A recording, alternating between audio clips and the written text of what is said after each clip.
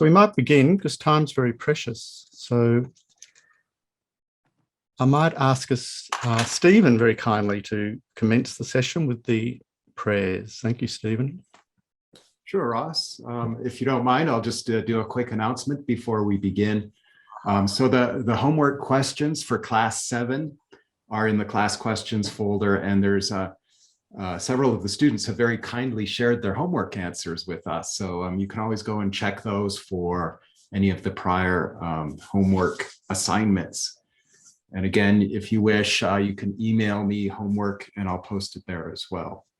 And there's also class notes for the prior classes in the class notes folder. And just one more thing, a kind of an administrative thing is, just so you know, John and I are always careful to monitor the chat and any raised hands. So if you'd like to comment, you're more than welcome and encouraged to do so. Just type something in the chat or raise your hand, and then we'll make sure that we get to you and that everyone gets heard. So that's it, and we'll go right into the prayers.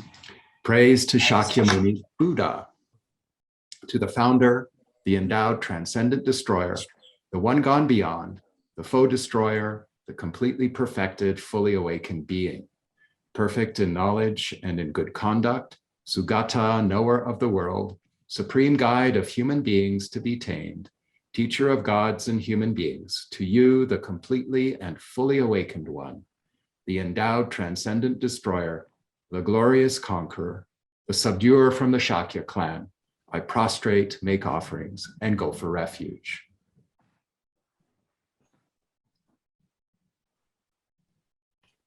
Thank you, John.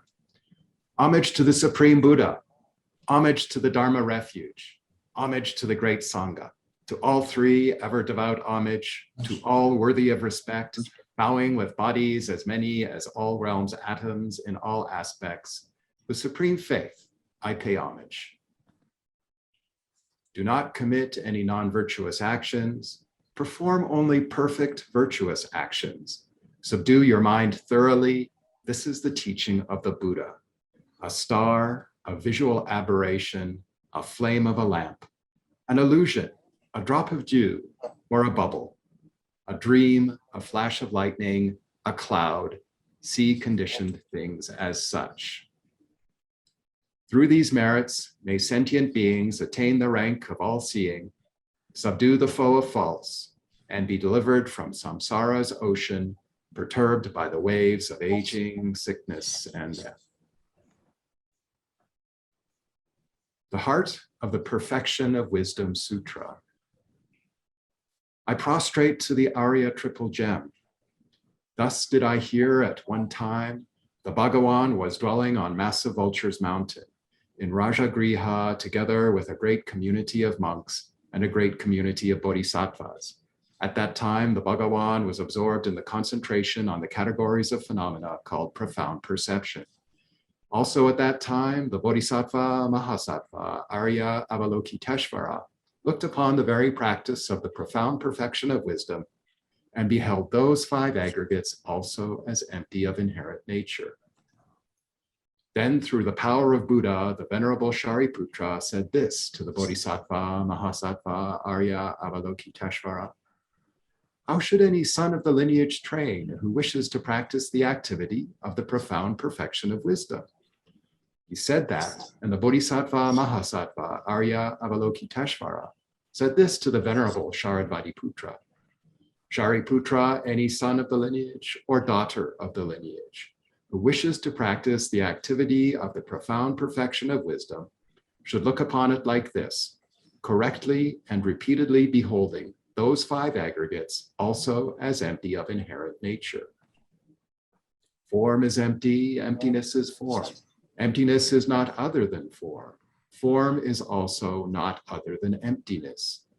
In the same way, feeling, discrimination, compositional factors, and consciousness are empty.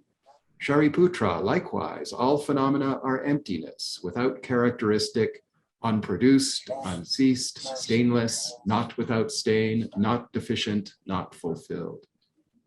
Shariputra, therefore, in emptiness, there is no form, no feeling, no discrimination, no compositional factors, no consciousness.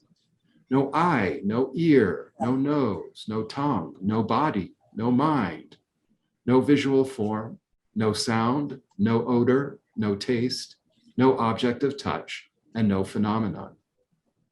There is no I element, and so on, up to and including no mind element and no mental consciousness element. There is no ignorance, no extinction of ignorance, and so on, up to and including no aging and death, and no extinction of aging and death. Similarly, there is no suffering, origination, cessation, and path. There is no exalted wisdom, no attainment, and also no non-attainment. Shariputra, therefore, because there is no attainment, bodhisattvas rely on and dwell in the perfection of wisdom, the mind without obscuration and without fear. Having completely passed beyond error, they reach the end point of nirvana. All the Buddhas who dwell in the three times also manifestly completely awaken to unsurpassable, perfect, complete enlightenment in reliance on the perfection of wisdom. Therefore, the mantra of the perfection of wisdom, the mantra of great knowledge, the unsurpassed mantra, the mantra equal to the unequaled, the mantra that thoroughly pacifies all suffering, should be known as truth, since it is not false. The mantra of the perfection of wisdom is declared. Tayata, Om, Gate, Gate, Paragate, Parasamgate, Bodhisoha. Shariputra, the Bodhisattva Mahasattva, should train in the profound perfection of wisdom like that. Then the Bhagawan arose from that concentration and commended the Bodhisattva Mahasattva Arya Avalokiteshvara, saying, well said, son of the lineage. It is like that. It is like that. One should practice the profound perfection of wisdom just as you have indicated. Even the Tathagatas rejoice. The Bhagawan having thus spoken, the Venerable Sharadvati Putra, the Bodhisattva Mahasattva Arya Avalokiteshvara, and those surrounding in their entirety, along with the world of gods, humans, asuras, and Gandharvas, were overjoyed and highly praised that spoken by the Bhagawan.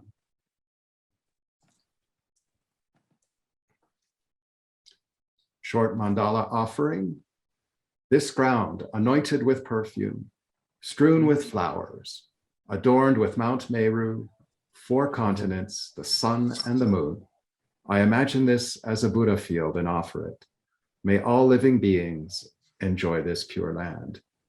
Idam Guru Ratna Mandala Kamiryatayami. Once in Tibetan and twice in English. Sangye Chodong Soki Chognam La Janchu Bardu Dani Kyab Suchi Dagi Chunyengi Pesunamgi Rola Penchir Sangye Drupar Sho. I go for refuge until I am enlightened, to the Buddha, the Dharma, and the Supreme Assembly. By the merits I create through listening to the Dharma, may I become a Buddha in order to benefit all sentient beings. I go for refuge until I am enlightened, to the Buddha, the Dharma, and the Supreme Assembly. By the merits I create through listening to the Dharma, may I become a Buddha in order to benefit all sentient beings. Thank you. Thank you. So we'll now establish a motivation for the session. And I'm just going to start with the notion that we need to be swayed by great compassion. Up till now, we've been swayed by the self-cherishing attitude. So this word swayed is really interesting because it's really an attitude that's so pervasive that it impels us. It drives us towards its own goal, and we become like a piece of flotsam on its torrent. So in the case of an afflicted mind, such as self-cherishing, it means that it informs every action of our body, speech, and mind effortlessly from our side because of the incredible accumulated pattern of habituated behavior that we've established over innumerable lifetimes. And so it seems to arise effortlessly and spontaneously.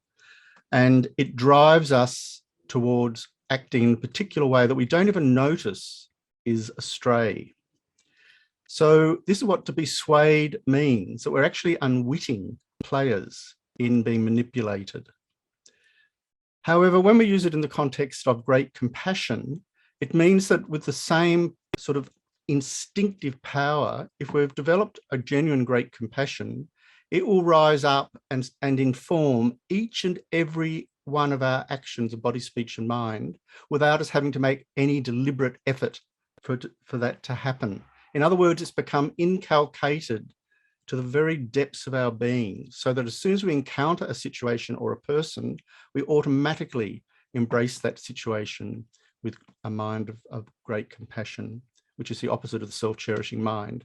And as I mentioned, I think in the second week, I quoted that extraordinary passage from Tsongkhapa's commentary on Chandrakirti's illumination of the thought, where he says that what's needed for great compassion is a mind of intimate, tender endearment towards each and every being. And this mind of tender endearment is the same as a mother has for her precious 2-year-old child.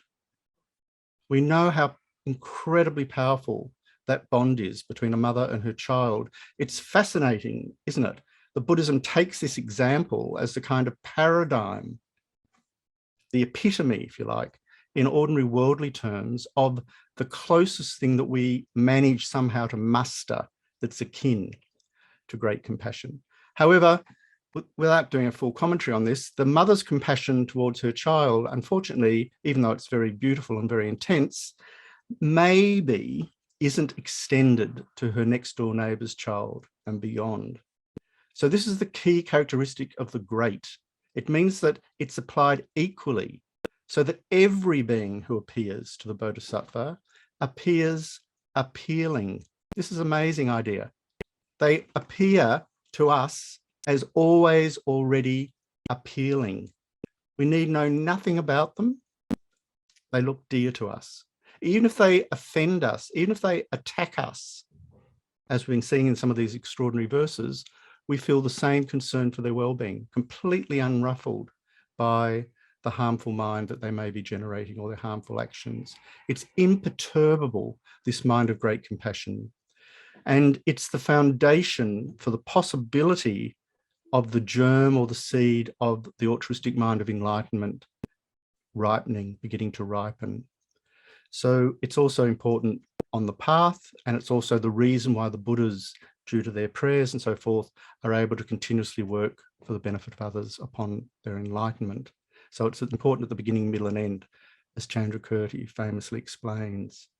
So His Holiness the Dalai Lama says, even to hear one word of bodhicitta, the mind that cherishes other beings instead of oneself, is most fortunate. And this is absolutely true, because there is no more virtuous mind than bodhicitta. His Holiness now lists what these powerful virtues are. It is the trunk of the bodhisattva's practice. It is the base and foundation of all the activities of the awakening warrior. It transforms all one's activities into a catalyst for the attainment of enlightenment. It will enable us to accomplish our own welfare and that of all others. There is no more joyous mind than bodhicitta. To purify negativities, bodhicitta is supreme. To accumulate merit, bodhicitta is supreme. For protection from interferences, bodhicitta is supreme. It is the unique, all-encompassing method.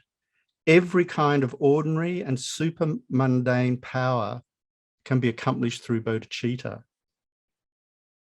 For these reasons, the great beings and mystics keep this altruistic mind of bodhicitta as their essential practice.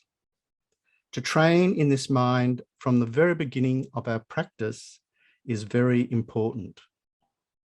Therefore, these three, the awakening mind of bodhicitta, compassion, and discriminating wisdom should be totally integrated. End of quote. So this is an incredibly inspiring presentation by His Holiness, you'll agree. And it was given in 1978 in Dharamsala. So especially in these troubled times, we really see the value, don't we, of having this precious mind. So we're now going to do the Tonline meditation. And today I'm going to recite only once in Tibetan and then recite twice in English. But while doing this, we'll perform the visualization. So we visualize the Lama deity on the crown of our heads or in the space in front, depending on our wish.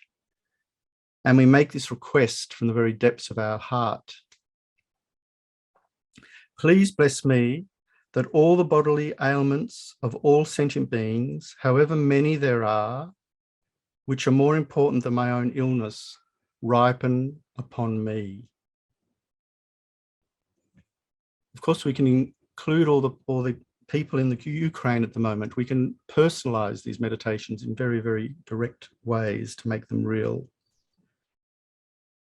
After that, we visualize rays of light radiating out from our nostrils and striking sentient beings, again, particularly those in the Ukraine, if you like, whereby you inhale all their sufferings without exception, such as all their ailments, all their fears, all their injuries. These coming through our nostrils in the aspect of gunk, and it absorbs into our heart where it strikes a self-cherishing attitude, the enemy that we've been describing so frequently in this text, whereby our self-cherishing utterly vanishes. Then in the luminous vacuity that arises in that space, we visualize all of your happiness, pleasure, and so forth radiate out through our nostrils in the aspect of radiant light. And this is given to all sentient beings. And we give them perfect bodies, perfect speech, perfect mind. We can even visualize them transforming into fully enlightened Buddhas, radiating in the limitless universe. So while gently and heart-warmingly performing this visualization, we recite, so I'm going to recite once in Tibetan. De na je sun lama tu je chen ma gu dro we dig drib du ngao kun maludata daglamin pa dang dagi deje zen la tang wai drokunde dang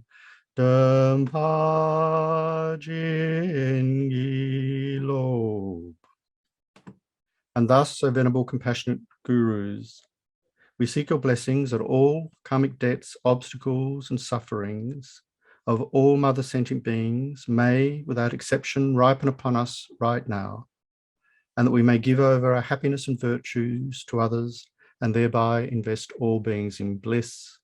And thus, O venerable, compassionate gurus, we seek your blessings that all karmic debts, obstacles, and sufferings of all mother sentient beings may, without exception, ripen upon us right now, and that we may give over our happiness and virtues to others, and thereby invest all beings in bliss. So thank you. We're now going to move on to our verses. And we're going to return to where we left off last week. So we're verse 43. So we'll jump to the Venerable Joan translation. Thank you.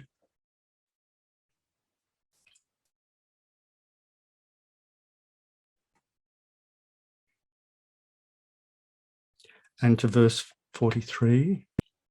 That's the word commentary. So it has to be the other one. That's not the translation, actually, John. That's the commentary by Geshe Jumpa Gatso. I'll read it out while John's looking for it. Whenever we are cheated by others' deception, it is the sharp wheel of bad actions turning against us. As retribution for our great pride and strong, desirous hunger, now we should diminish desire with respect to all. So this verse is self-explanatory, but it's perhaps poignant at this time when scamming, especially online fraud, identity theft, etc., is epidemic. As the Venerable Thupten Chodron says, quote, "It may happen that others take advantage of us without us realizing what is happening. Perhaps we gave money for use for great projects, but they squandered it. Perhaps someone pretended to have excellent qualities he lacked and hid his faults, and we fell for it. We thought that person was marvelous, followed their suggestions, and ended up in a predicament." So it's interesting, end of quote. It's interesting to consider in the light of this verse why the cause for being cheated or easily deceived by others in the past, indicates a kind of karmic causality. It proposes, this verse in a very particular way, that our susceptibility or vulnerability to being conned or scammed is due to our own having shown pride, great pride, and strong desirous hunger. So these two very powerful delusions act as spurs in the sense that they drive and fuel our need to deceive others, our need to deceive others. So this is a question we must work on. How is this so? But it also asks us to inquire and investigate how possessing great pride and strong desirous attachment also makes us susceptible ourselves to falling for a scam or a cunning deceit. As Thupten Chodron adds, quote, "To remedy this, we must minimize attachment to everything," or in our current translation, diminish desire with respect to all, and be more discreet and honest. So the question I would sort of raise here is pride always already a form of self-deception? Interesting question. I suppose that we can claim that it is, because pride involves our pretending to be somehow something better than we really are. In this way, it becomes an insidious form of hubris, which is defined as an excessive pride or self-confidence. And it goes hand in hand with deception. So what if it has been us who, in former lives, pretended to have excellent qualities we lacked and hid our faults to ensure this deception remained intact so that others fall for it? In other words, can we measure ourselves within this sort of description? Can we find ourselves there? By being proud, we present a certain arrogant front to the world and require the world in turn to somehow oblige our manipulative, self-serving behaviours and respond accordingly. They are required, in other words, to buy into our calculated, projected self-image. If they question it, and someone may indeed question our premise for being proud, we're then capable of turning on them or even treacherously betraying their trust. And I don't know if I need to talk politics, but there's a certain ex-president who is famous for this kind of vengeful turning on anyone who dares point out his failures or possible failures.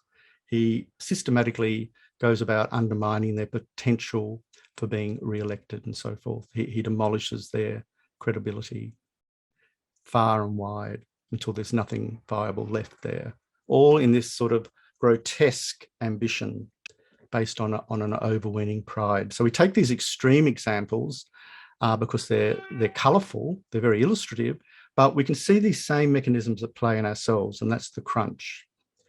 So considered in this deeply transactional psychological way, pride implicitly, if not explicitly, works as a mechanism for deceiving others because we expect or aim them to relate to the face that we're presenting, all the qualities that broadcasts, as somehow an indication or a sign of our actual inner being, our inner worth. i.e., we're more intelligent, we're more sensitive, we're more helpful, we're more capable, we're more attractive, we're more compassionate, we're more insightful, we're more wealthy, we're more friendly, or we're less self-cherishing. Of course, we can be proud about our spiritual practice in the same way. Geshe Nawandagi adds that in the past, we have been very egotistical and arrogant. We have thought ourselves to be the cleverest, the most handsome, and so on. We have greedily continued to only receive from others. We take, take, take. Now the wheel of sharp weapons returns.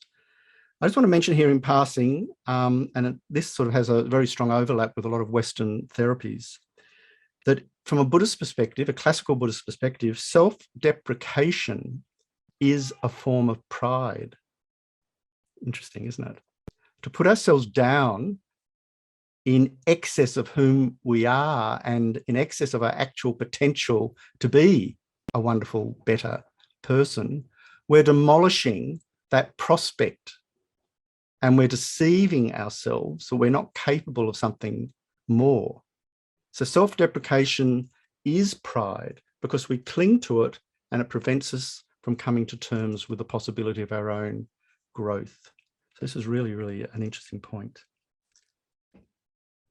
So the conclusion, the most important thing in improving our relations with others is improving ourselves. Because if we have a serious problem in our mind or in our attitude, we cannot solve problems that arise in our relationships. So we resolve, therefore, to do giving and taking, trying to take on all greed, arrogance, pride, and so forth, and of others, and to give them contentment and happiness in its place. And as I mentioned, I think in the first week, we can also practice Tonline with ourselves. This is particularly valuable when we're establishing the practice, the methodology for the practice in our own experience. Because if we're feeling really, really down and out and we're struggling, place yourself in front, take on all your struggle and give yourself all strength and energy. And in the process, destroy the self-cherishing attitude, which is that part of you which is blocking you from embracing the possibility of positive, productive change. So this is really a very pertinent psychological tool that we can be employing in our own lives. So we'll move now to Will verse 44. Thanks, John. And I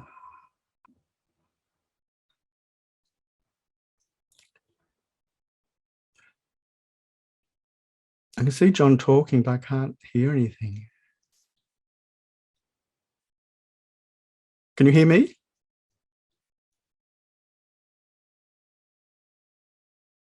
Can we hear? Can you? I'll read. Whenever our own listening and explanations are accompanied by attachment or hatred, It is the sharp weapons of bad actions turning against us, for not having sincerely reflected upon the faults of the Maras.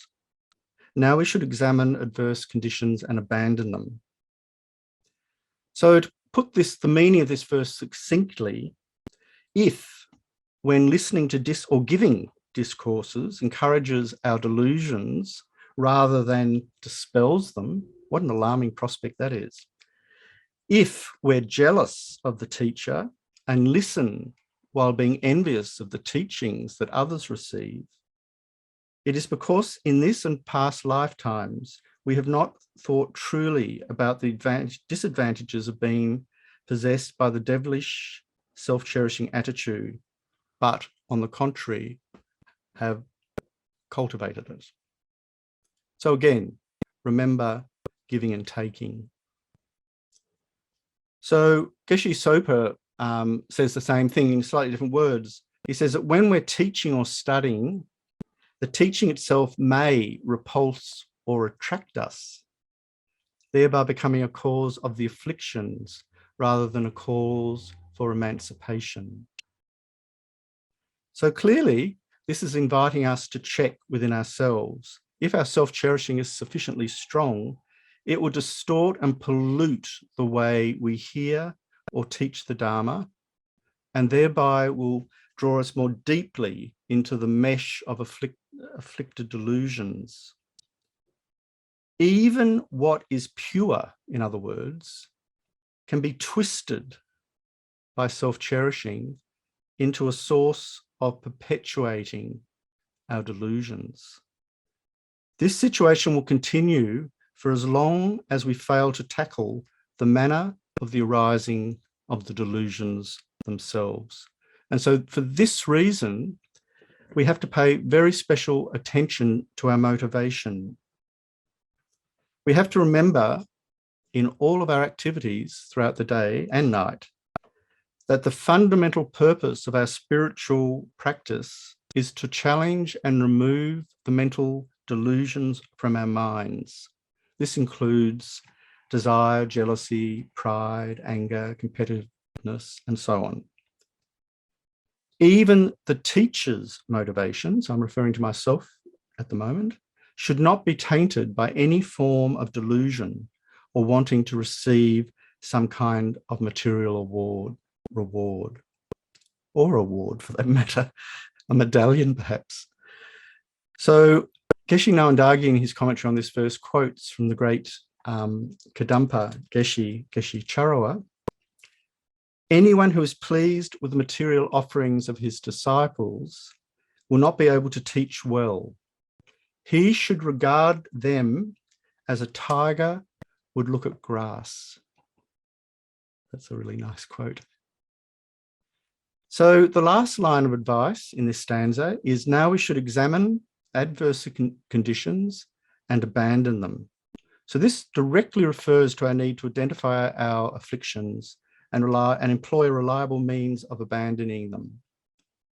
This requires that we marshal an unflinching honesty and a resolute courage. I use those words very deliberately. I intimated at the beginning of one of the earlier talks that we need to develop the capacity as Buddhist practitioners to meditate directly on the delusions and the afflictions themselves, so that we can investigate their mode of operation. And in this way only are we positioned to counteract them. Shantideva says, just as a seasoned soldier engages in a fencing battle with the enemy, so shall I avoid the weapons of the afflictions and attack the enemies that are the afflictions. So you can see here in this verse, the fighting back is happening at the same time that the weapons are coming at us. It's then that we fight. It's when the delusions and the afflictions are arising that we need to be doing the spiritual work. So this is why it's essential that we rally ourselves. And I'm using military metaphors here because Shantideva does, but it's very appropriate. Because it says in the opening lines of the Burson translation, for this verse. The force of attraction or that of repulsion colors whatever we say or hear. So this isn't describing some abstract or theoretical exercise, and it's certainly not describing an exercise that can be postponed till later. The reality is that we're dealing with the primacy, the raw coalface of unfolding lived experience, in which the afflictions arise like weapons, and which in turn must be attacked by other weapons, Dharma ones, capable of annihilating them, rendering them inert. In order to do this, we must clearly discern how the force of attraction or that of repulsion colors whatever we say or do. So this is a great challenge for us as meditators, to see how the delusions are coloring our perception of reality. And in order to do this, we need to develop a very particular mind, which is called introspection.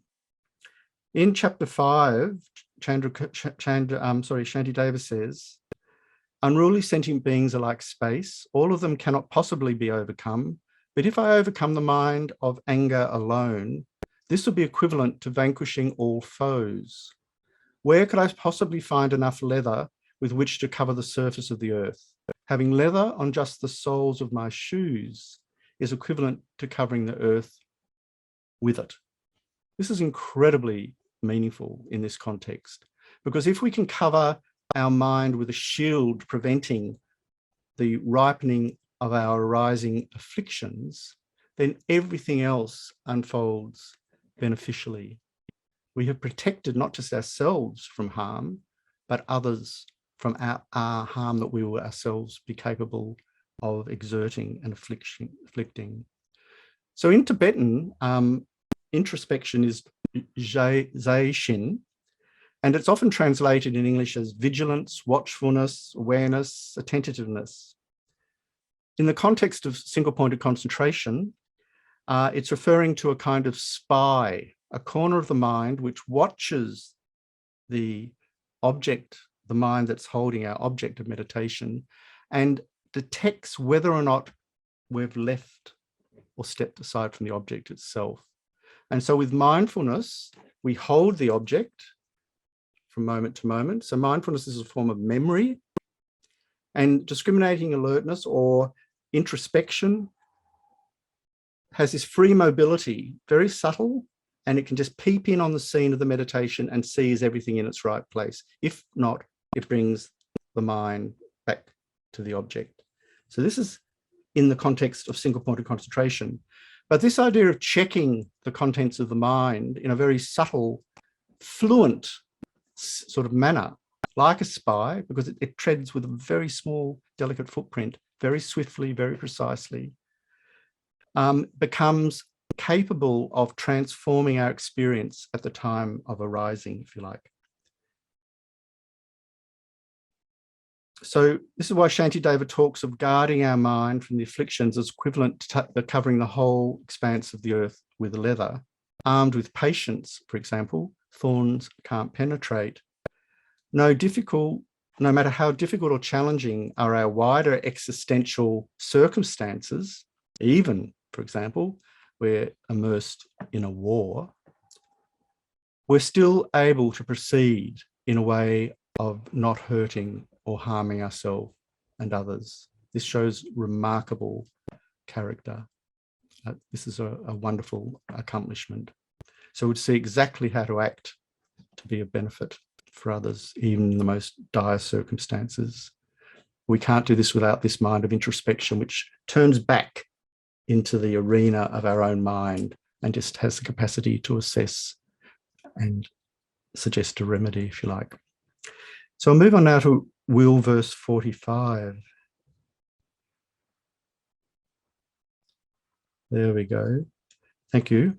Whenever all the good we do turns bad, it is the sharp weapons of bad actions turning against us. For having failed to repay all the kindness we have received, now we should accept great kindness with reverence. So this verse describes a very particular affliction. Though we attempt to do good, it somehow turns out bad. For example, we might go out of our way to help someone, but instead, what do? They turn around and attack us. Geshe Jumpa Gatso gives a similar example regarding an abbot of a monastery motivated by a good heart who gives advice to and scolds the assembly of monks, telling them what to do and what not to do in accordance with the Dharma, due to which he is criticized and despised by others who resentfully think to harm him in return one day, as though keeping a stone in their heart. So they carry a kind of resentment, in other words. So how do we explain such an unfortunate switching around of circumstances? The answer, once again, is karmic. We have failed to repay all the kindness we have received. As the commentary says, this then is the bad actions turning against me of failing to repay all their kindness by inflicting harm on them and so forth, motivated by the thought of cherishing myself. I just want to raise here the likelihood, if you like, that we haven't repaid the kindness of others.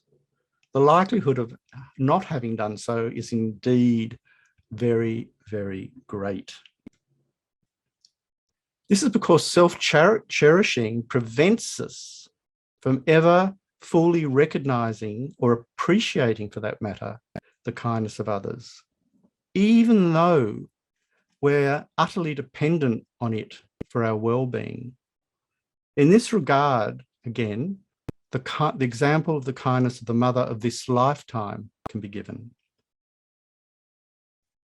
But if we look at the plight of the elderly in our fractured modern societies, locked in nursing homes and so forth, we can see that we find it hard to even repay the kindness received by our own mother in this very lifetime, let alone the kindness extended to us in past lives by countless mother sentient beings.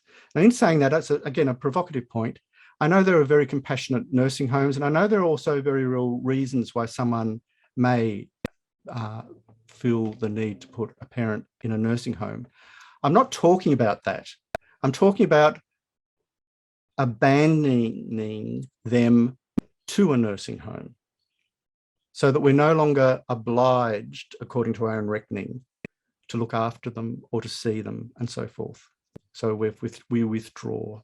It's this abandonment of the mother in this example that is the problem. This is the self-cherishing attitude. It tidies things up to get these awkward people in our lives out of the way, in other words. So we should resolve, therefore, from now on, I must respectively venerate, without the slightest disrespect, wrong view and so forth, those who are motivated by a benevolent attitude and affection for us. That is, those who possess the kindness of benefiting us in accordance with the Dharma, whether they be gentle or rough. End of quote. This means that we must respectively venerate, very interesting word to use, isn't it? All those who are motivated by a benevolent attitude and affection for us.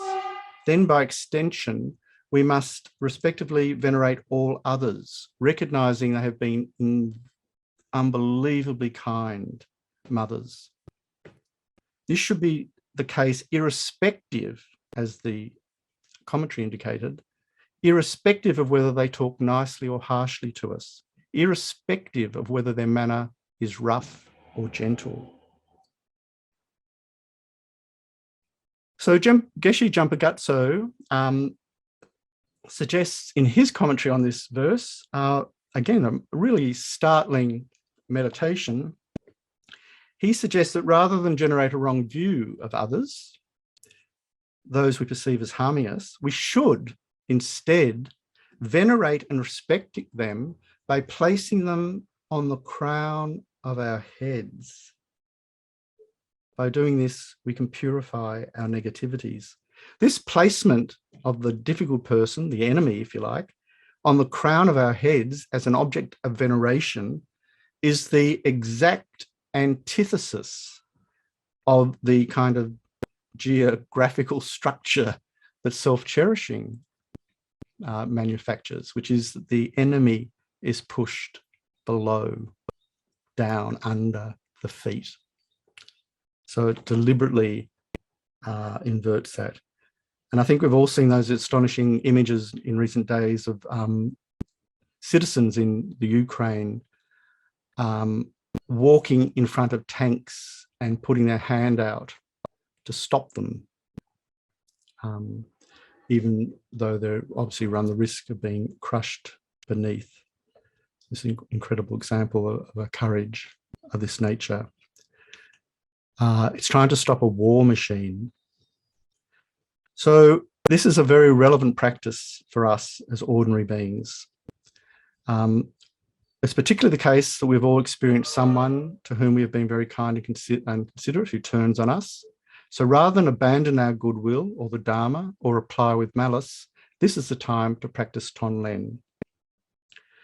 So this idea of gratitude and veneration need some work, because we tend to think of veneration as a sort of mystical, magical process of somehow esteeming something that's elated and supreme and high and sort of otherworldly. This is saying the opposite, that to venerate an ordinary act of kindness with open hands is the most remarkable thing that we can possibly do. It's to recognize the true meaning of loving kindness. And so for this reason, in Buddhist culture, and particularly in Tibetan culture, when we make an offering, we don't just sort of go, oh, here you are, have this. You always want to have one of these, you know, there you are, you've got it. You offer it with your hands open.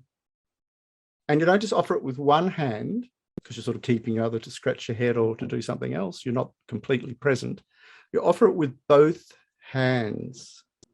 And because your hands are open, in martial terms, you're vulnerable. You're not holding a gun or a weapon. You're making an offering of goodness from the depths of your heart, fearlessly, like this.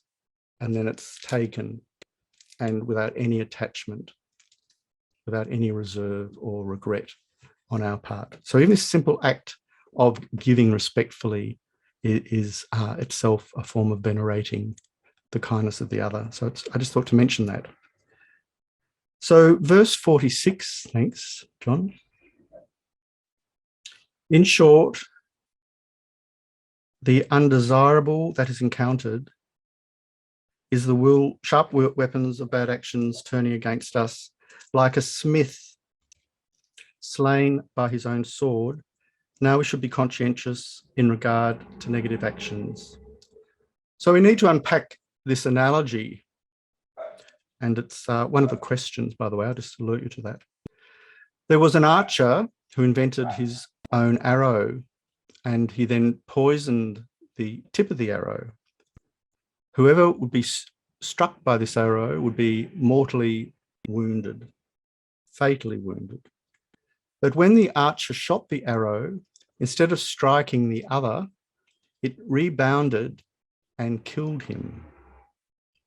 So this is an analogy for the way in which we create the causes of the suffering and dissatisfaction we face through our own wrong verbal, physical, and mental actions, such as killing other beings, lying, holding thoughts of ill will towards them, and so forth. As the Berzin translation says, and I might ask John to toggle if he can, that's the Dagi one. Thank you. In short, then, whenever unfortunate beings we haven't desired crash upon us like thunder, this is the same as the smith who has taken his life with a sword he has fashioned himself.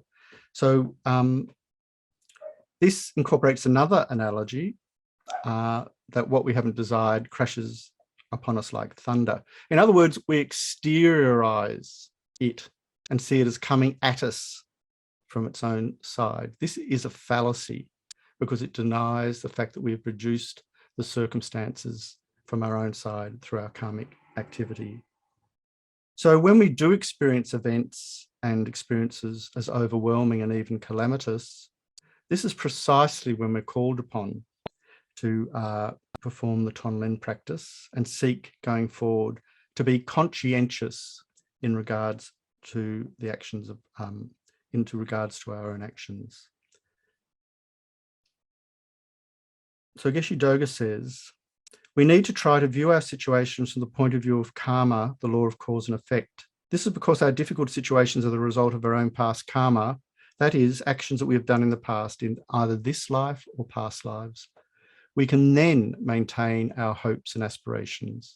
This verse also instructs us to undertake the meditation of giving and taking as a technique to enhance love, generating love and compassion towards others.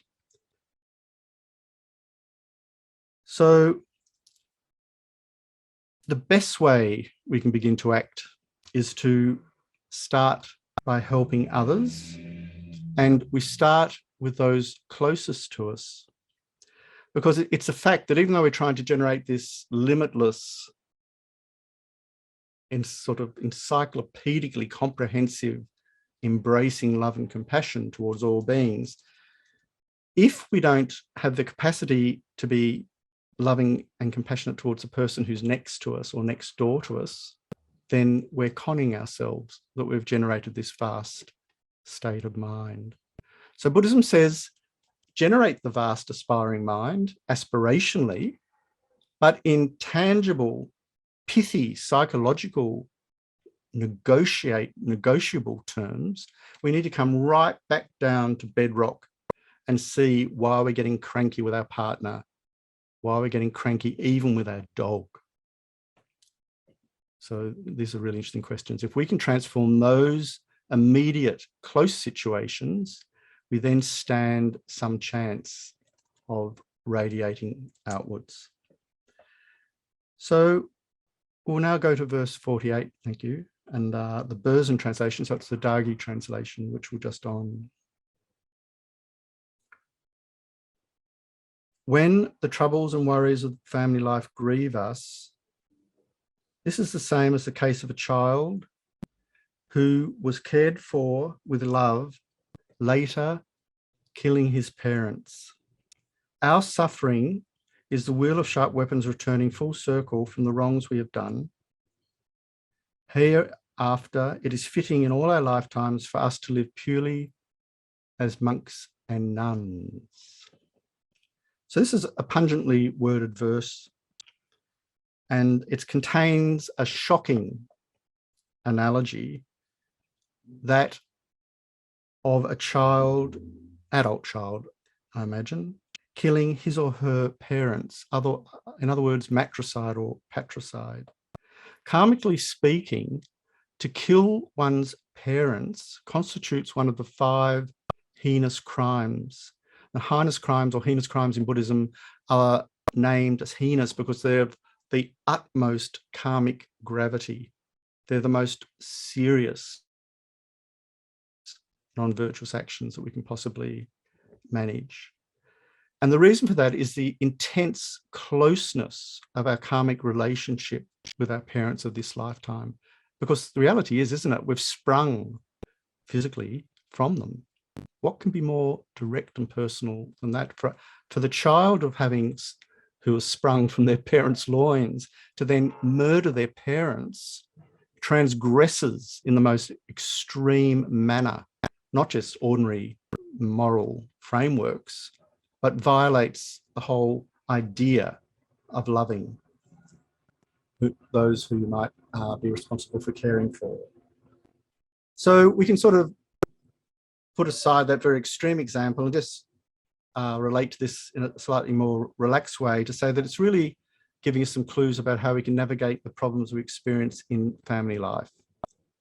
It shows us that unless we have a positive mental attitude, the problems we experience in our families will cause great distress, suffering, and misery.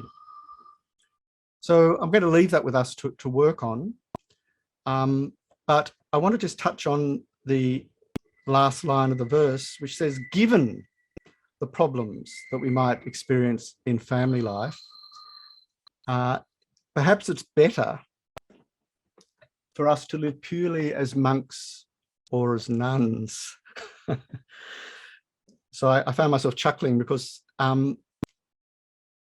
most of us aren't in that position or aren't making that choice.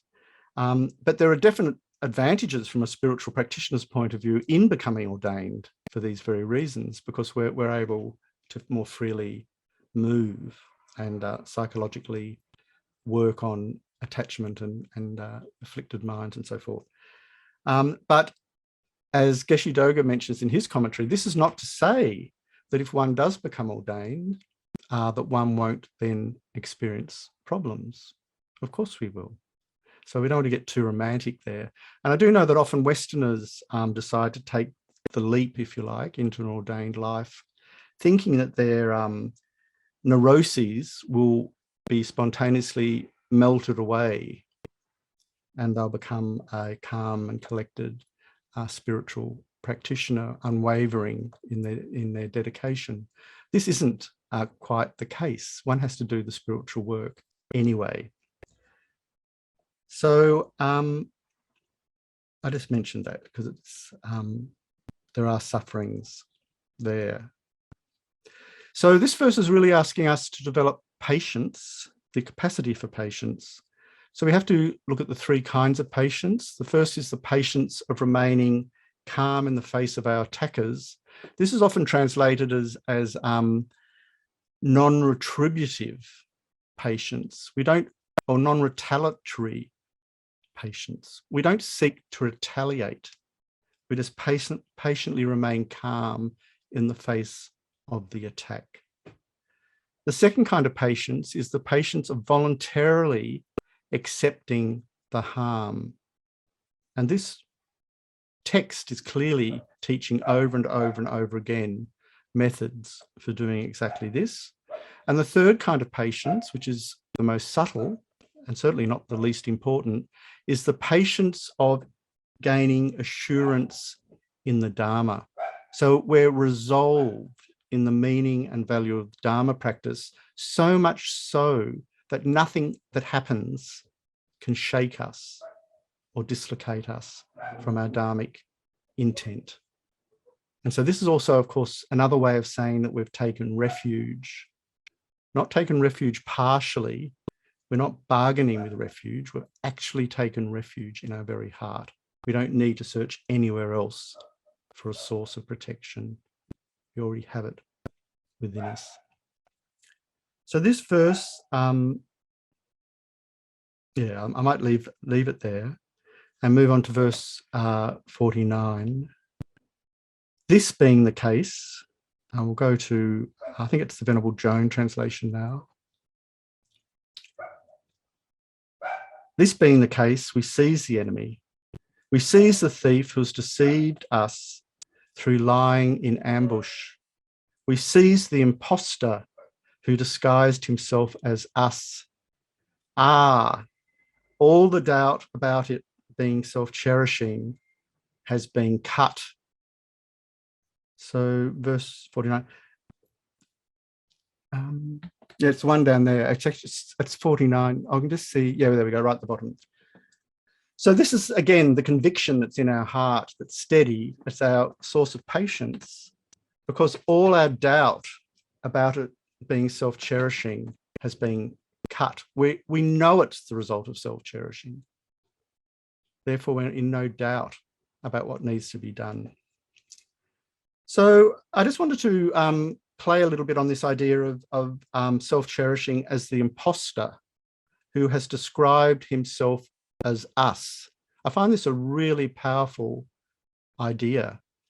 And I found myself thinking about parasitic relationships, because it's really saying that the self-cherishing attitude is parasitically ensconced within us, feeding on all of our juices, if you like, to nourish itself in order to perform its own tasks and needs, even at the cost of enervating and weakening its host. In fact, it's very cunning.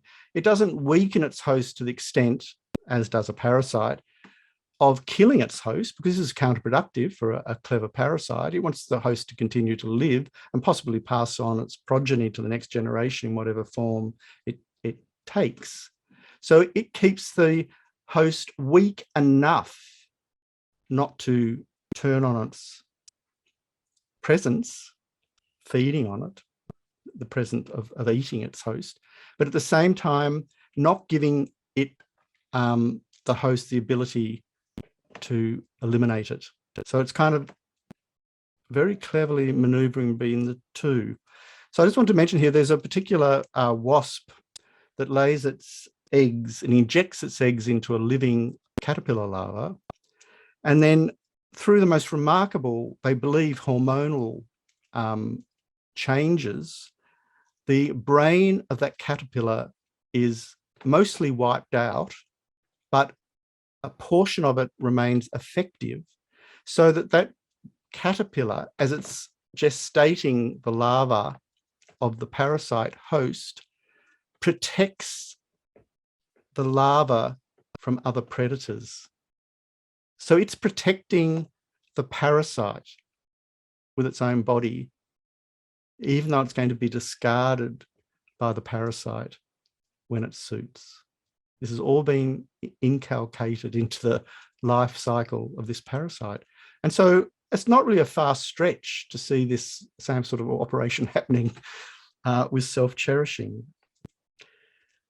And likewise, we have to see self-cherishing as our real soul enemy and recognize how it operates. So such has not been possible before, because this idea that the enemy and ourselves merge together so we can't distinguish the self-cherishing from ourselves is critical to consider. Because we've always identified so absolutely with self-cherishing as who we are, the idea even of giving up self-cherishing can seem threatening or even frightening. Isn't this interesting? And one of the questions that came up, Stephen mentioned in one of the earlier sessions, was one of the students at least was concerned about what they're left with if they give up this self-cherishing attitude. Somehow, aren't you trying to strip me bare? I'm going to become this mute, inert, colourless zombie of an empty self, and the vital, precious Rossness that has been so delightful and charming for others is going to be decimated or abandoned.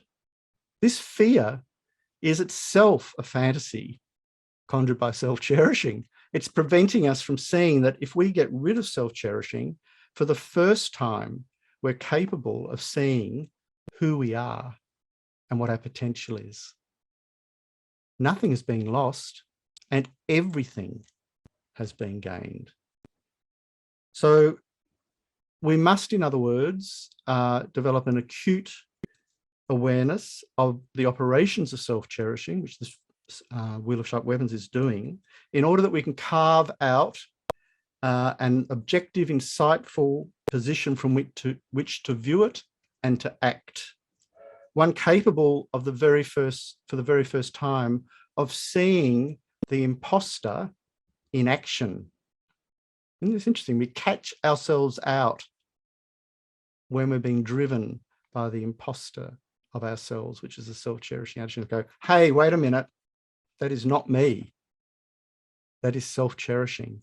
This is a radical, radical, radical proposition, and equally radical in its transformative effects. So it's the most precious thing to take away from this teaching, the idea that we can separate ourselves from the self-cherishing attitude and then begin to view its operations clearly, and then to act skillfully to quell and eliminate its power. So they call those caterpillars zombies, zombie caterpillars, because they're carrying out the bidding of their parasite.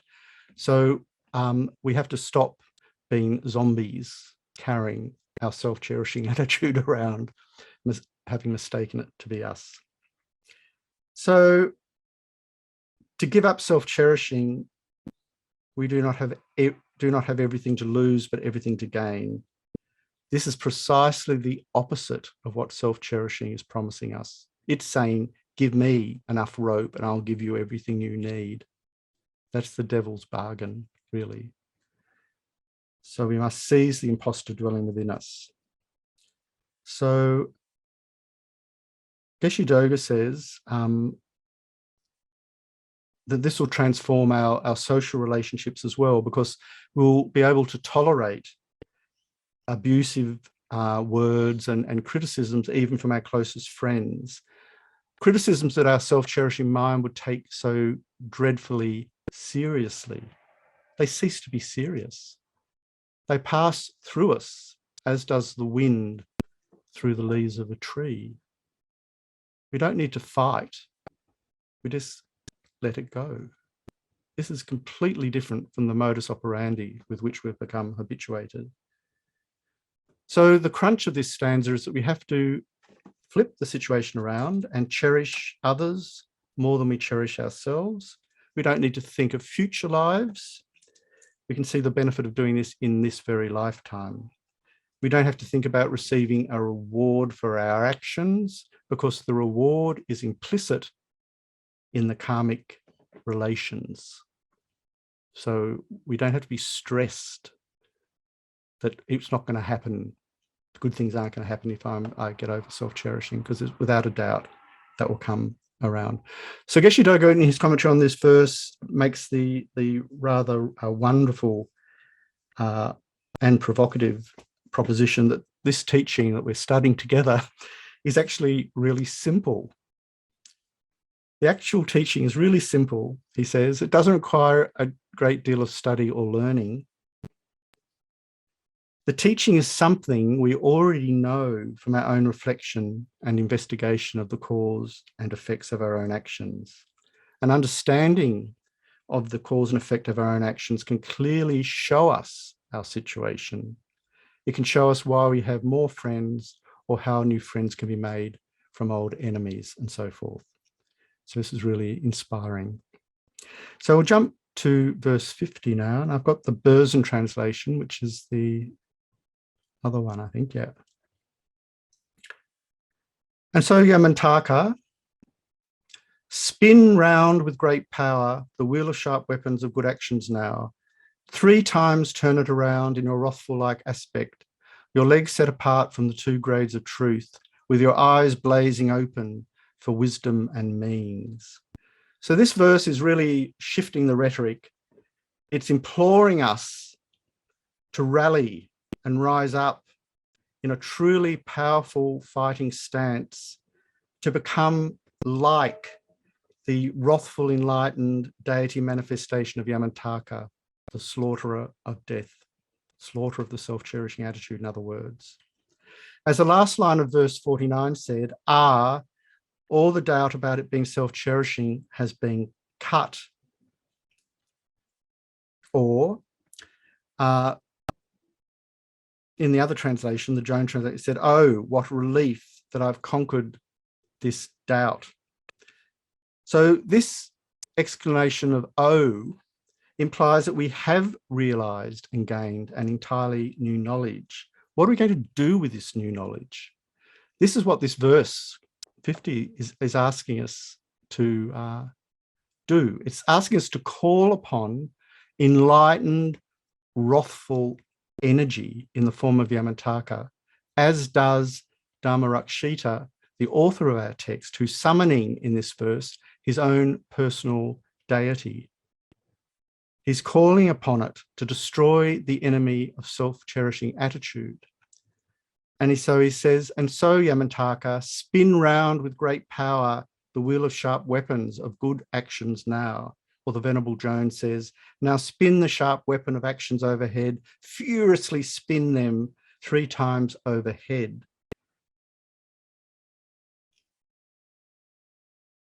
The Venerable Thupten Chodron indicates that the request to furiously spin 3 times overhead refers to our aspiration to realize 3 things. The first is conventional bodhicitta. This is referring to the practices of the 6 perfections, the method side of the path of the bodhisattva. And the second spinning is referring to ultimate bodhicitta, which is realizing the final nature of reality, selflessness. And the third spin is referring to the union of these two.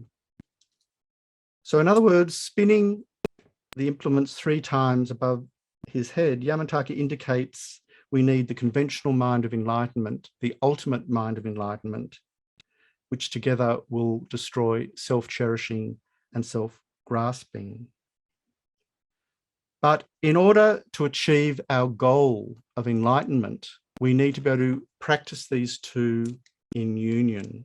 So I'm just going to give a little bit of a commentary on that. Ultimate bodhicitta refers to the wisdom that realizes emptiness in the continuum of a bodhisattva. Conventional truth or conventional bodhicitta refers to the altruistic mind that aspires to full enlightenment in order to benefit all beings. And it's that mind that's based on loving kindness and compassion that we've been describing. But we must consider that if we try to develop skillful means without wisdom, we go astray. And if you try to develop wisdom without skillful means, we go astray. We need both method and wisdom to build a house. So if we were more technical, skillful means, which is referring to the method side of the path, has the potential to result in the rupakaya, the form body of a Buddha, and in ultimate reality, mind that conceives ultimate reality has the potential to develop the Dharmakaya, the truth body of a Buddha. But we must practice them together. So during the causal time, which is our time, the cause of the union of the means of method and wisdom, we must integrate them. And it's this that will give rise to the enlightened aspects of the quality of enlightened beings. Now, I just want to touch here on the tantric explanation here because it's very, very profound. In Tantra, there is a mention of the union that you can achieve on the path. And we have a clue for this in our sadhanas when it says, from emptiness, I arise as the exalted body of Yamantaka, for example. For those who have received a Hatha Yoga Tantric initiation, we can also approach this topic from the perspective of gross and subtle generation stage and the 5 completion stages.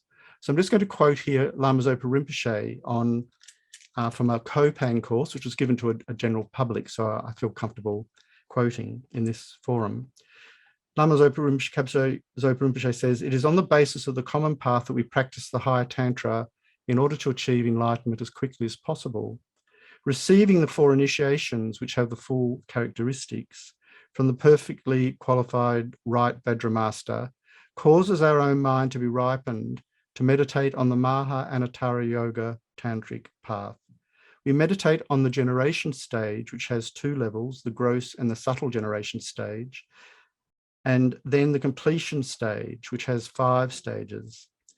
One way of counting them is the isolation of the body, the isolation of speech, the isolation of mind, clear light, and the illusory body and unification. So from a tantric perspective, we have to combine the illusory body and the mind of clear light.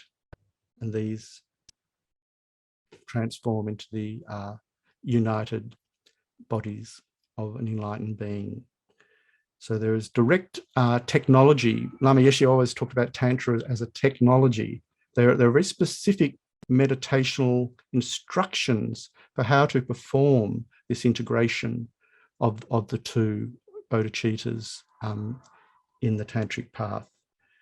So when we reach the ultimate state of Buddhahood, we attain a state where wherever our mind pervades, which is everywhere, so does our body.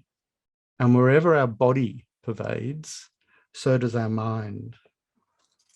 So this has great implications because sometimes His Holiness jokes during big teachings. He says, when he asks Tibetans from the villages where the Buddha is, and they look up and go up there, and he laughs delightfully because the Buddha is everywhere. even in the midst of our afflictions, if you like. It's pervasive. And so we can call upon the Buddha in a very direct way. So the two legs apart, referring back to the verse, Yamataka is your legs set apart for the two grades of truth, which is ultimate and conventional bodhicitta, with your eyes blazing open for wisdoms and means. The two legs here apart indicate conventional bodhicitta. The right leg, which is drawn in, indicates conventional bodhicitta, and the outstretched left leg indicates ultimate bodhicitta. So they're both on the same body of Yamataka. He walks with both. And the line with your eyes blazing open for wisdom and means refers to both of Yamataka's eyes being evenly open, which indicates the necessity of an evenness of both method and wisdom on the path, one, not one without the other.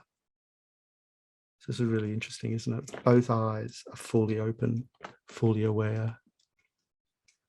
So we'll jump now to verse 51. I just want to point out here that the Venerable Jones translation now goes out of, or depends which way you're looking at this. You see here that verse 50 in the Venerable Jones translation has only got one line. And in the other translations, that line is attached to the previous verse. So in other words, the numbers in the two translations now go out of kilter by one stanza. So it's still the same sequence of lines. And so the meanings are all intact, but the numeration is now slightly different from verse to verse. So not to get confused if you're looking for the verses. So verse 51,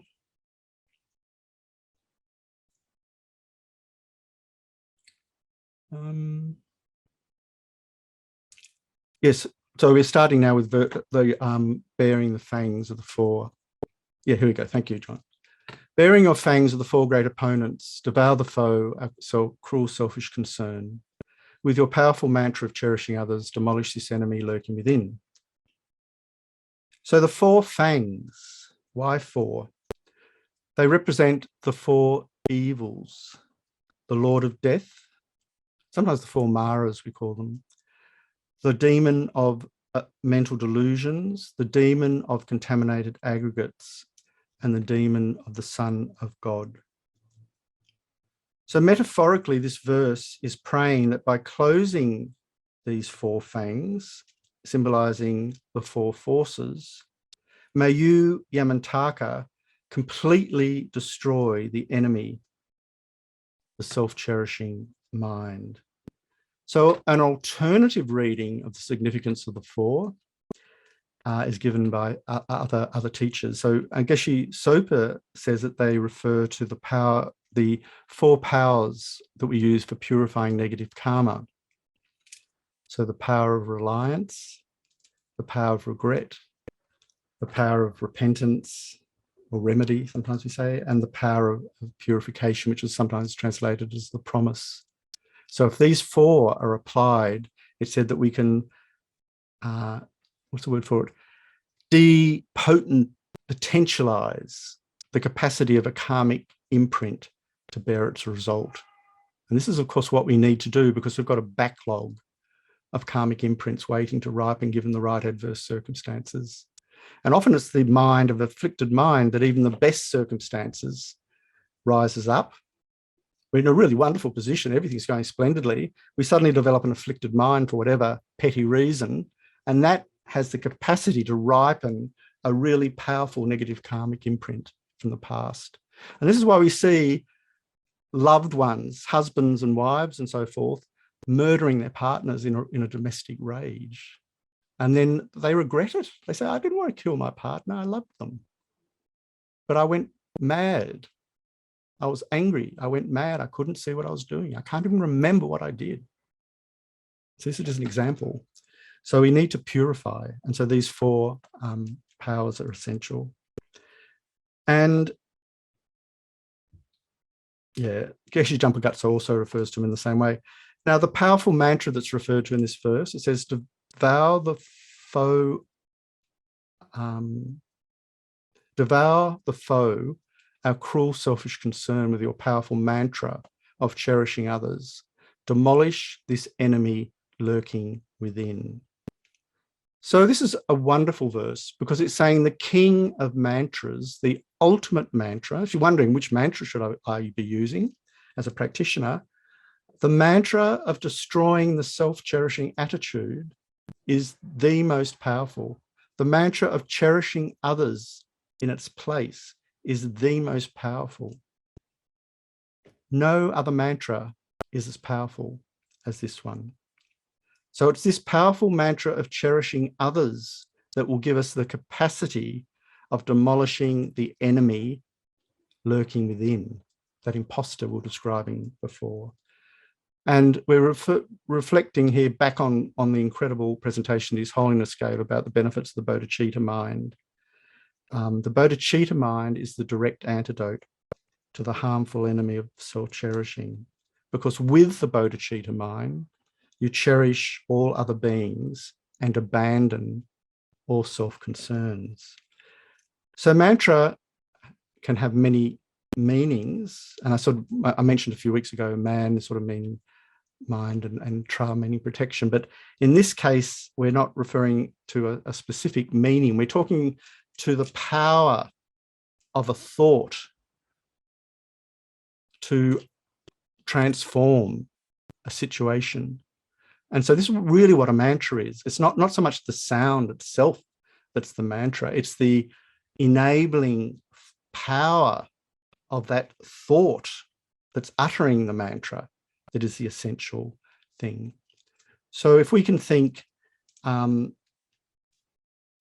generate the self-cherishing thought, to not generate it, but to eliminate it, and say, may I eliminate self-cherishing and develop instead eliminate self-grasping and self-cherishing and generate, eliminate self-grasping and self-cherishing and instead generate the mind that's cherishing others as we do a mantra. So I mentioned before, we can go around and go Om Mani Padme Hum, Om Mani Padme Hum, Om Mani Padme Hum, Om Mani Padme Hum, but we can also substitute this, if you like, as a mantra.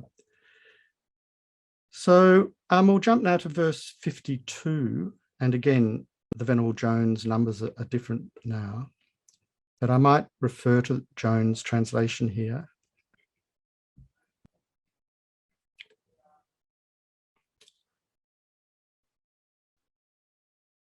Yeah. O king of the knowledge mantras that torment the enemy, the cruel one called the insidious demon of self-grasping runs uncontrollably in the jungle of cyclic existence, brandishing the sharp weapon of actions. Summon this pledge breaker who brings about my own and others' ruin. And the Burson translation says, frantically running through life's entangled jungle, we are chased by sharp weapons of wrongs we have done. Returning upon us, we are out of control. This sly, deadly villain, the selfishness in us, deceiving ourselves and all others as well. Capture him, fierce Yamantaka. Summon this enemy, bring him forth now. So we've learned from the preceding verse that the mind that cherishes other beings and that would abandon selfish needs is like the king of mantras and the most powerful one. This verse shows why the mind of cherishing others is so powerful. It destroys the two enemies, self-grasping and self-cherishing. These two are like a boss and their servant. They have total control over us. Why is life like a tangled jungle? Because we're totally controlled by these two enemies, and therefore our life is experienced as an entanglement. There's no way for us to find happiness, only suffering wherever we move, whether it's to the north, to the south, to the east, to the west, up or down. So this is really an excellent topic of meditation. It's meditating on the sufferings of cyclic existence, which we find presented in numerous ways in the Lam Rim. But returning to the lines of the verse, it says, "This sly, deadly villain, the selfishness, is in us, deceiving ourselves and all others as well." So these are the ones that are causing this, us to be bound to this unending round of suffering that we call samsara.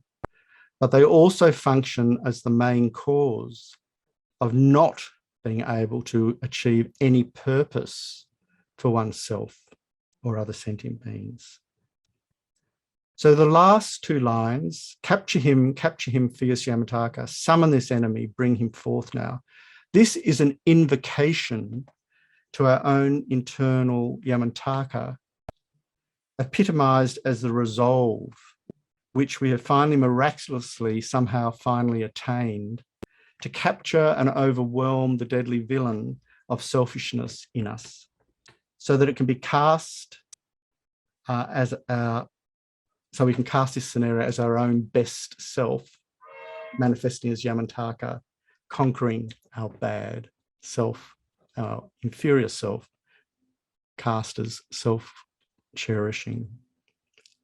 So the reason, there's a very potent reason for visualizing the deities in these situations, because it becomes a way of harnessing the energy we have in our minds to carry out the activities that were resolved. And so sometimes in my own life, when I'm faced with a really, really seemingly impenetrable problem, I valiantly try not to generate a self-cherishing mind, but I think I have to work with my energy somehow. So I transform myself into a wrathful deity like Yamantaka or Hayagriva, the wrathful form of compassion, and I shout out mentally their mantra,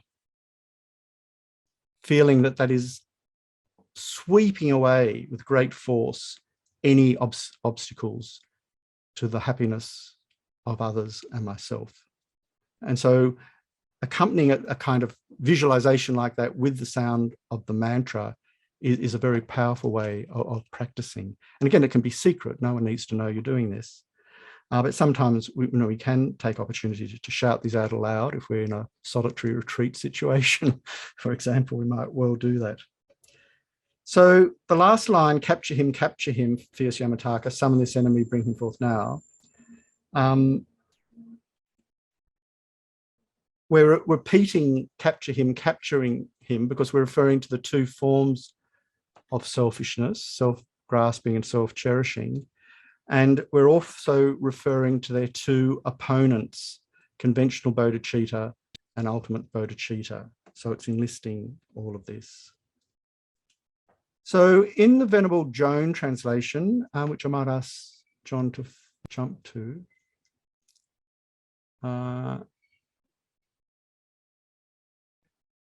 yeah.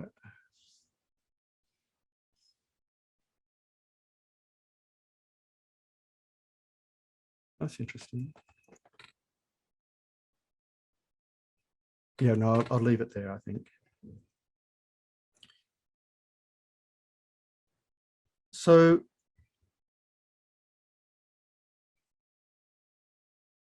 in the next verse, 53, which is, I'll just do one more verse, in verse 52 in the Venerable Joan translation. Batter him, rip out the heart of our grasping for ego, our love for ourselves. Trample him, dance on the head of this treacherous concept of selfish concern. Tear out the heart of this self-centered butcher who slaughters our chance to gain final release. So this extends our call to Yamantaka to act on our behalf to rescue ourselves and all sentient beings from the grip of self-cherishing and self-grasping. And again, the repetition of batter him indicates the need to call upon the two bodhicittas to quell the two forms of demonic selfishness. And again, though we see the self-grasping mind as the master and the self-cherishing mind as the servant, both are equal in terms of deceiving or harming ourselves and others. And so they are visualized as two enemies wielding destructive swords, ensconced within our hearts, waiting to strike out and harm us at any turn. So only when we deeply identify them in this way can we cease to blame the world and outside affairs for our sufferings. So Shantideva says in chapter 4, while in psychic existence, how can I be joyful and unafraid if in my heart, I certainly prepare a place for this incessant enemy of long duration, the sole cause for the increase of collections of harm. So this verse is really an incantatory spell. It's a magical spell to eliminate non-virtue and suffering from its root. So when we say batter him, rip out the heart, we do it with full power and enunciation. We're actually commanding the Buddha of wrathful means to carry out this action on behalf of all sentient beings. We can instruct the Buddha in this way because we're ourselves seeing ourselves as having the same goal and the same purpose. So it becomes a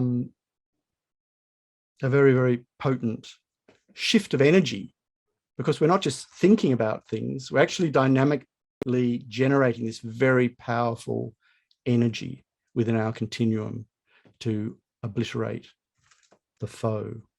And so it makes us very strong, in other words. And because we're on the side of virtue, our strength is impeccable. It's not something to be ashamed of. It's fantastic that we're powerful, finally, in this regard. We've squandered our power in all past times. So I'll stop there, and next verse is going to continue this very incantatory tone. And I think for some Westerners, it's not a familiar voice because we're not used to summonings. Are any of us good at summoning? But it really is good to develop this skill of learning to summon these energies. And it's very, very effective psychologically. I just speak from my own limited experience, just for us to explore and try these things out for our own self. So when we get to verse 54, verse 53 in Jones, we'll discuss some of the seed syllables. So just for a few minutes, are there any comments going forward, or are you happy? Yeah, sorry, I'll just click. Doris. Thank you, Ross. Always very interesting and enjoyable. I have two questions, both in reference to mantras. I don't remember the verse now. I don't have my glasses on, but you said we could go around doing Om Mani Padme Hum, or we could take this on as our mantra. But I missed what you meant by this as being a mantra in that verse. Oh, it's more out the self-cherishing thought. Just the mantra, like dismiss it. Of a mantra. In our own words, our own language. Because as Geshe Doga was saying, this is really the mantra. The Gotcha. mind protection isn't the mystic sound itself of the Sanskrit syllables, if you're looking in very classical terms. It's the intent of those syllables, if you like. So, for example, when we do get to the next verse, we use single Sanskrit words which we can shout out to dismiss things with great force. So there are Sanskrit mantras which we can use. And in the case of wrathful deities, there are wrathful deity mantras connected to those tantric cycles which we can use. But in this case, we're looking at generating a mind that's directly focused on eliminating self-cherishing. So we go out self-cherishing, may I cherish others. Just sort of create our own mantra, basically. And it's good to have it in a form. I recite the and thus, O venerable compassionate gurus, may all the karmic debts and sufferings of all mother sentient beings ripen upon me this instant, and may I give over my happiness and virtues to others in order to invest all beings in bliss. That's my mantra. I need a short one. Yeah, but that's the most wonderful mantra. I know So what it is. it's the epitome of Om Mani Padme Hum. like if we can infuse Om Mani Padme Hum with all of that, then say Om Mani Padme Hum. You know, it's wonderful. So the idea of a mantra is that it's a portmanteau technique for controlling our mind in a very concise and powerful way towards a particular goal. That's really what we're doing. And so whatever little speech phrase or whatever it is that we choose, we can experiment and pick for ourselves. So may your suffering ripen on me now is a mantra. May you have all my happiness, both now and in all future lives. That's a mantra.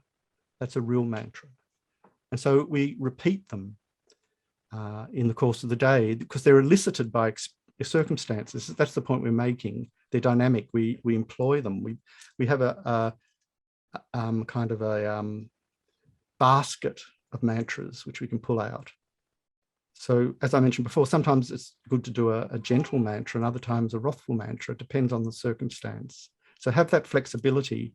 It's like someone in martial arts has to apply their moves appropriately to their enemy. Sometimes they have to use great physical force, and other times they just need to tap someone's ankle for them to fall over under their own velocity. So we need to read the situation and then apply something.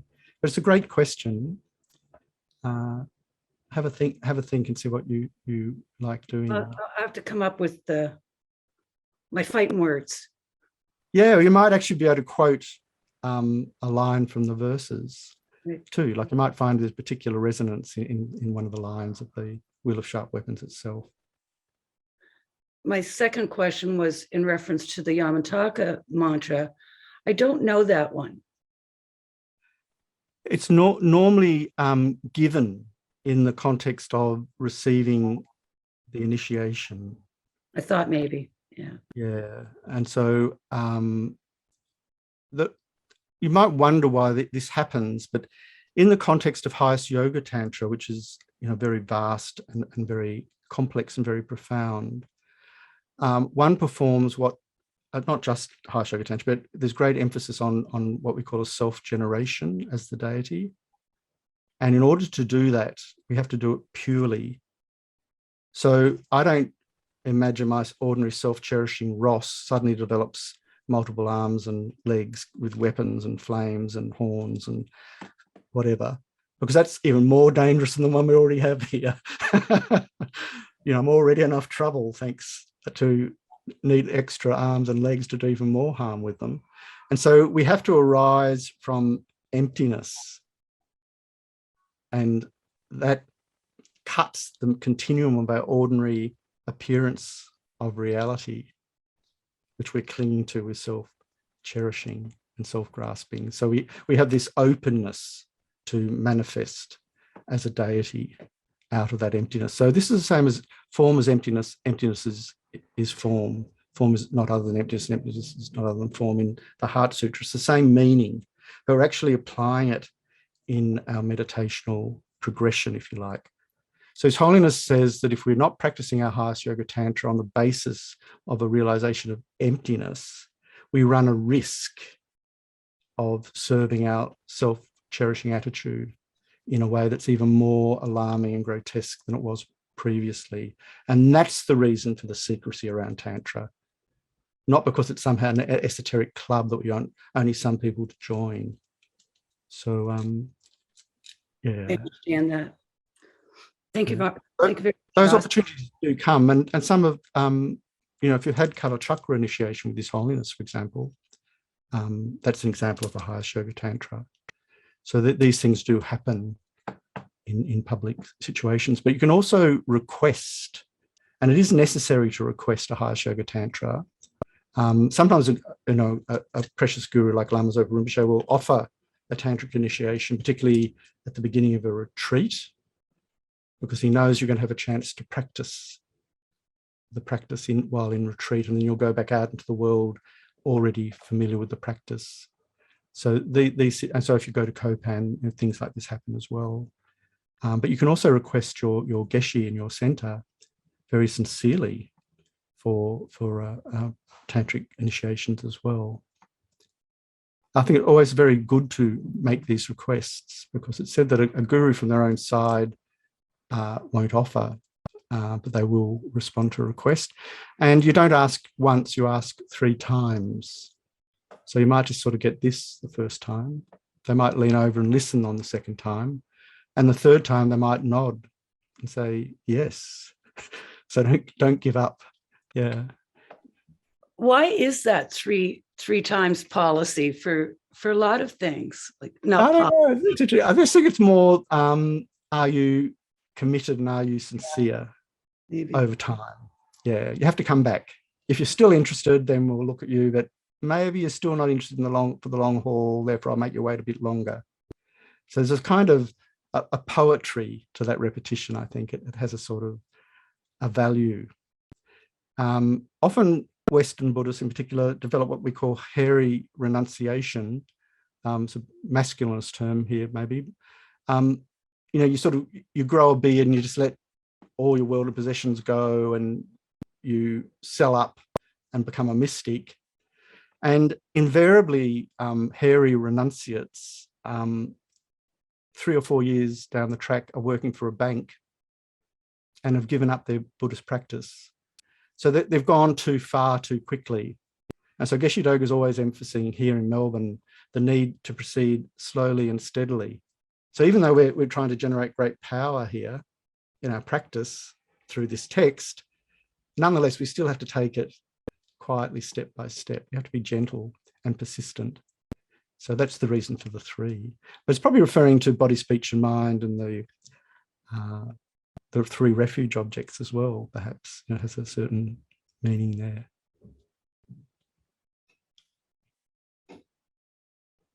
Well, I might hand you over now to ask Stephen to lead the concluding prayers, and then to invite you to stay for the discussions. I'm sure they're going well, but I know it's very, very valuable to have those discussions, because it's really in those at the edges and sort of the shape of what we've heard begins to acquire a kind of a relevance. And so difficulties and doubts you have are really, really potent turning points for understanding. So Geshe Rabton has this wonderful saying. He says, it's like one of these sort of Zen master saying, he says, if you press the corner of a table, the table turns.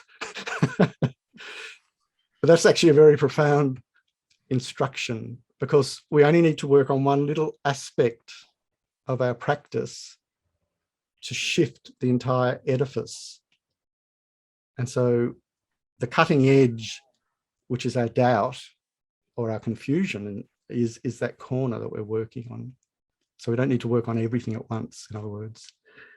So thank you, Stephen. Thank you, Ross. It's terrific. Thank you. Dedication prayers. Due to the merits of these virtuous actions, may I quickly attain the state of a Guru Buddha and lead all living beings without exception into that enlightened state. May the supreme jewel Bodhichitta that has not arisen arise and grow, and may that which has arisen not diminish, but increase more and more.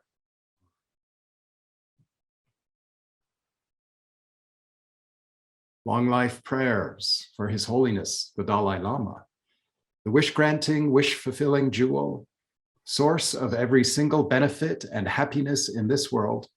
To the incomparably kind Tenzin Gyatso, I beseech, may all your holy wishes be spontaneously fulfilled.